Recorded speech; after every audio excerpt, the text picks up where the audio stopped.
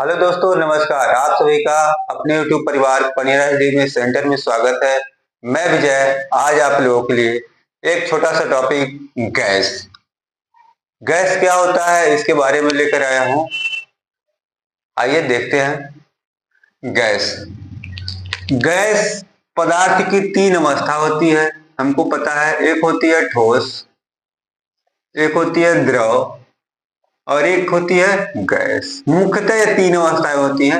Plasma भी एक अवस्था होती है, लेकिन नॉर्मल जो हम लोग बोलते हैं वह क्रिटिकल कंडीशन में। साधारण तौर पर मुख्यतः जो तीन अवस्थाएं होती है, ठोस द्रव गैस। तो इसी का हमारा टॉपिक है गैस। गैस क्या होता है? गैस जो है किसी भी पदार्थ की वह अवस्था होती है जिसमें वस्तु का आकार तथा आयतन निश्चित नहीं होता है, यानी अनिश्चित होता है। अनिश्चित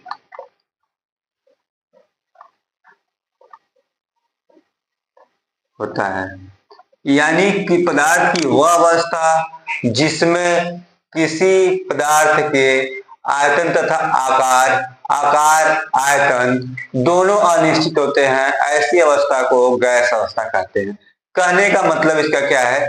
कहने का मतलब सीधा सीधा है कि कोई भी वस्तु जिसमें गैस अवस्था में होती है वह जिस बर्तन में हम लोग रखते हैं उसी बर्तन के आकार और आयतन का शेप यह ढक लेती है। और गैस के जो मॉलिक्यूल होते हैं, कण जिसे बोला जाता है, पार्टिकल बोला जाता है और बोला सकते हैं, ये सभी बहुत दूर दूर तक होते हैं। किसके कंपेयर में? ठोस और द्रव की तुलना में जो गैस के अणु होते हैं वह बहुत दूर दूर होते हैं, इसीलिए इनका आकार और आयतन अनिश्चित होता है। यानी पदार्थ की वह अवस्था जिसमें किसी वस्तु के आकार तथा आयतन आकृति जिस बर्तन में रखते हैं उसी बर्तन की आकृति का हो जाता है। यानी हमारा परिभाषा क्या निकल के आएगा? किसी वस्तु की वह अवस्था जिसमें वस्तु का आकार तथा आयतन अनिश्चित होता हो, उस अवस्था को गैस अवस्था कहते हैं। अब गैस अवस्था में हम लोग एयर भी आता है, एयर, ठीक है। एयर के बाद हम लोग उसी को विंड भी कहते हैं। एयर क्या होता है? एयर तो यह हुआ, यानी गैस को हम एयर बोल सकते हैं। यह भी हवा ही होता है, ठीक है। हवा, सॉरी, वायु से बोलते हैं। एयर मीन्स वायु होता है, वायु। और विंड मीन्स हवा होता है। विंड और वायु में अंतर क्या होता है? हवा वैसे मूव करता है, अपने आप मूव करता नहीं है। यह मतलब पूरे एटमॉस्फेयर में, वातावरण में फैला हुआ वायु है। लेकिन जब यही वायु मूव करने लगता है, चलने लगता है, तो इसी को हम हवा बोलते हैं। न तो हम गैस को जो है वो मुख्यतः गैस को या वायु को हम देख नहीं सकते, अनविजिबल होता है। अनविजिबल का मतलब अदृश्य होता है। और विंड जो होता है उसे हम देख सकते हैं। कैसे देख सकते हैं? आंख से देख सकते नहीं, फील करते हैं। देखते कैसे हैं? जब कोई पत्ता हिलता है वायुमंडल में या हमारे एटमॉस्फेयर में, हमारे वातावरण अर्थ पे कोई पत्ता है, पत्ता किसे बोलेंगे? मतलब जो पेड़ पौधे के पत्ते होते हैं, टहनियां होती है, वो हिलती हैं, तो उसे ही हवा बोला जाता है। टरबाइन के जो पंखे लगे होते हैं वह हिलते हैं, तभी हवा चलती है। यानी वायु जब मूव करती है, चलती है, गति करती है, तो उसे हवा बोला जाता है। मुख्यतः हम लोग का टॉपिक है गैस। गैस क्या होता है? तो गैस अभी बताया आप लोगों को, किसी भी वस्तु का आकार तथा आयतन दोनों अनिश्चित हो, ऐसी अवस्था को गैस अवस्था बोलते हैं। गैस अवस्था के अलावा भी एक और अवस्था होती है जिसे प्लाज्मा बोला जाता है। वह हम लोग में मुख्यतः तीन होती है, वो आगे वाले टॉपिक में कवर करेंगे। अब गैस है, गैस को पता है आपको, यानी गैस वे पदार्थ वह अवस्था है जिसमें किसी वस्तु को का आकार तथा आयतन दोनों अनिश्चित होता है। अब इसके गुण क्या होते हैं? गुण की बात करें तो गैस में भी द्रव्यमान होता है। किसी वस्तु में द्रव्यमान होता है या ना हो, गैस में द्रव्यमान होता है। फर्स्ट हुआ। दूसरा क्या हुआ? इसका आकार तथा आयतन दोनों अनिश्चित होता है। आकार तथा आयतन अनिश्चित होता है, अनिश्चित होता है। तीसरा हम क्या बोल सकते हैं? आकार तथा आयतन अनिश्चित होता है। अब इसको हम बोल सकते हैं इनके बीच अंतर आणविक बल बहुत कम होता है। इनके अणु दूर दूर होते हैं, बहुत दूर दूर होते हैं। एक अणु से दूसरे अणु के बीच की दूरी बहुत ज्यादा होती है। तो दूरी को, जब एक अणु से दूसरे अणु के बीच की दूरी को अंतर आणविक दूरी बोलते हैं। अंतरा आणविक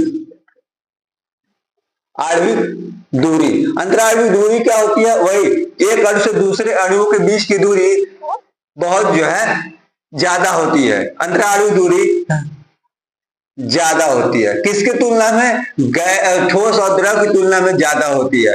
अब जब अंतरा आणविक दूरी ज्यादा होगी, कोई भी वस्तु हमसे दूर रहेगा तो इसके बीच फोर्स भी कम होगा, तो इसी को जो है हम अंतरा आणविक बल बोलते हैं। अंतरा आणविक मतलब अंतर, आणविक में अणुओं के बीच में, अंतरा आणविक बल भी बहुत कम होता है। इसे क्षीण बोला जाता है। क्षीण मतलब बहुत नाम मात्र का होता है। जिस बर्तन में यदि इनके बीच के अंतरा आणविक बल ज्यादा होता है, ठोस और गैस की तुलना में इनके जो अंतरा आणविक बल होता है बहुत कम होता है, तो इसीलिए इसको जो अंतरा आणविक बल जो होता है बहुत कम होता है। तीसरा सॉरी पांचवा हम बोल सकते हैं, इनके जो अणु होते हैं रैंडम मोशन करते हैं। रैंडम मोशन करने का मतलब होता है कि जैसे इच्छा किया वैसे, यानी यह जो है रैंडम को ब्राउनी गति भी बोलते हैं। इनके अणु जो है ब्राउनी गति करते हैं। अब ब्राउनी गति क्या होता है? आपने देखा होगा शाम के टाइम में जब घर में रोशनी आती है किसी जो विंडो से, छत में, हमारे घरों में, दरवाजे में, कमरे में, तो इनके अणु को देखा होगा कि क्या करते हैं? मूव करते हैं। रैंडमली का मतलब हुआ कि जैसे इच्छा किया वैसे रैंडम मोशन करते हैं। तो उनके पार्टिकल जो होते हैं वह मूव करते हैं अलग अलग गति से, यानी उनका जो गति करने का सिलसिला होता है वह डायरेक्टली पर्टिकुलर नहीं होता है, वो कभी यहाँ आते कभी यहाँ। यानी कहने का सेंस हुआ कि इनके जो अणु होते हैं, ये ब्राउनी नामक वैज्ञानिक ने खोजा था, इसीलिए इसको ब्राउनी कहते हैं। इनके जो अणु होते हैं और रैंडम मोशन करते हैं, इसीलिए इनको ब्राउनी गति भी बोला जाता है। अणुओं का जो गुण होता है वो ब्राउनी गति होता है। सब मुख्यतः कह सकते हैं इसे जो अनिश्चित गति करते हैं या जो है रैंडम मोशन करते हैं, इसे रैंडम मोशन भी कहा जाता है।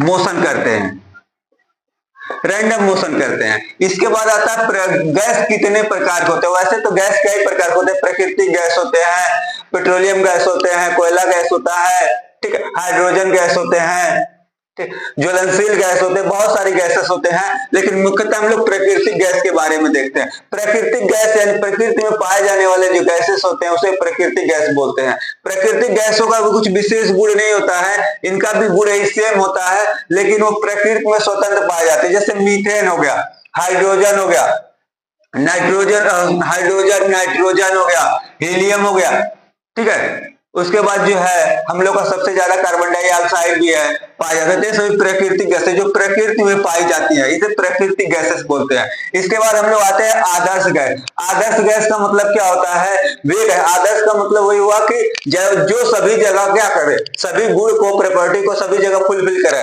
तो उसी को आदर्श गैस बोलते हैं। यह आदर्श गैस यानी वह गैस जो गैस के नियम का सभी जगह पालन करता है, उसे आदर्श गैस बोलते हैं।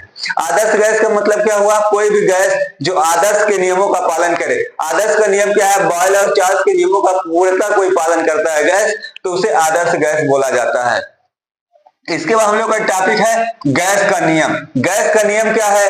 कोई भी वस्तु गैसीय अवस्था में है, गैस अवस्था में है, तो उसके ऊपर कुछ नियम अप्लाई होते हैं। जब हम पढ़ते हैं तो रसायन विज्ञान का जो भाग है, इसलिए रसायन विज्ञान के भाग होने के कारण इनकी आंतरिक संरचना के बारे में बात की जाती है, और आंतरिक संरचना के अनुसार इनका बिहेवियर कैसा होता है, इसी को गैसियस नियम बोला है। यानी गैस के ऊपर जो नियम हम लोग काम करते हैं, जो नियम वो पालन करता है गैस अवस्था में कोई भी वस्तु, उसी को गैस का नियम बोलते हैं। नियम अभी देखते हैं।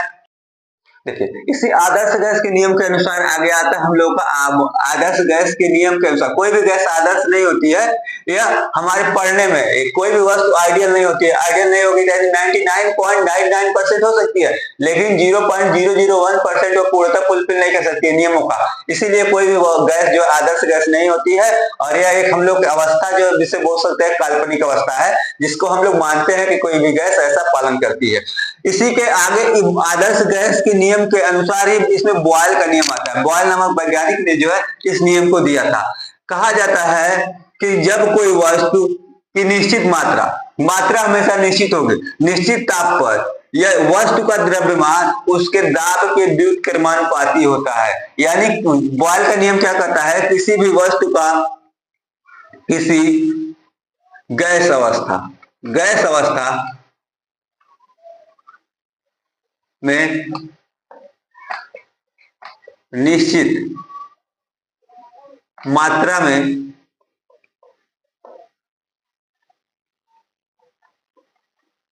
उपस्थित, निश्चित मात्रा में उपस्थित वस्तु का द्रव्यमान, वस्तु का द्रव्यमान, वस्तु का आयतन, सॉरी, वस्तु का आयतन, उसके दाब के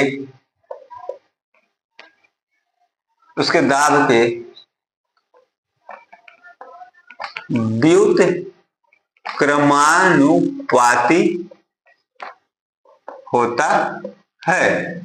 कहने का सेंस है, जब किसी वस्तु की निश्चित मात्रा ले ली जाए स्थिर ताप पर, यह कब कहता है, बॉयल का नियम कब कहता है, जब ताप क्या हो, स्थिर हो, ताप स्थिर हो, टी कांस्टेंट होता है। जब किसी गैस अवस्था में, यानी गैस की वह अवस्था या गैस का वह नियम कब अप्लाई होगा, बॉयल का नियम, जब किसी गैस की एक अवस्था क्या मात्रा निश्चित हो, किसी गैस अवस्था में निश्चित मात्रा में उपस्थित वस्तु का आयतन उसके द्रव्यमान के व्युत्क्रमानुपाती होता है। जब ताप स्थिर हो, ताप स्थिर होगा तो किसी भी वस्तु की जो निश्चित आयतन होगा वह दाब के व्युत्क्रमानुपाती होगा, यानी V directly proportional to 1/P, ठीक, 1/P यानी P भी इक्वल के, जिसे कांस्टेंट बोला जाता है। यह एक बॉयल का नियम होता है। इसी के आगे आता है चार्ल्स का नियम। चार्ल्स का नियम भी सेम कहता है। चार्ल्स का नियम क्या कहता है, ये बॉयल का नियम है।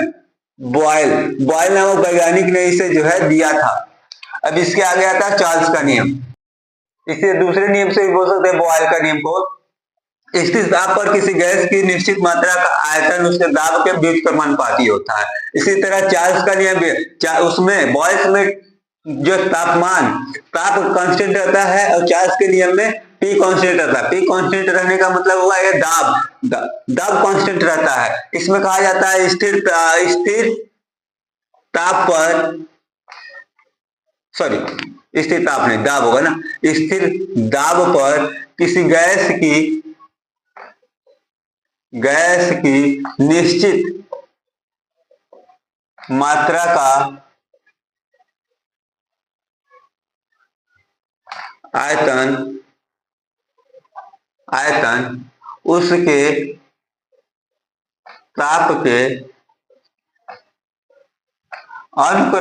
के अनुक्रमानुपाती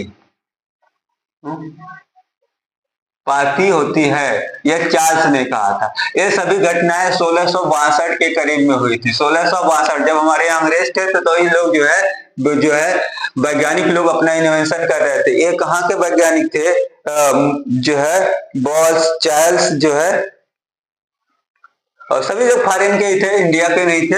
इन्होंने इन्वेंशन किया, ठीक है। किसी स्थिर दाब पर किसी गैस की निश्चित मात्रा का आयतन उसके ताप के अनुक्रमानुपाती होता है, यानी V directly proportional T। V directly proportional T, V upon T equal constant K। यह आ जाता है अपना सेकेंड नियम, बॉयल चार्ल्स का नियम। चार्ल्स और बॉयल के नियम का यह अपना हुआ, और उसने चार्ल्स के नियम, सॉरी बॉयल के नियम V इक्वल के, अब K के भी इक्वल रखा जाए तो V का वैल्यू आ जाता है K/P, ठीक है, K/P।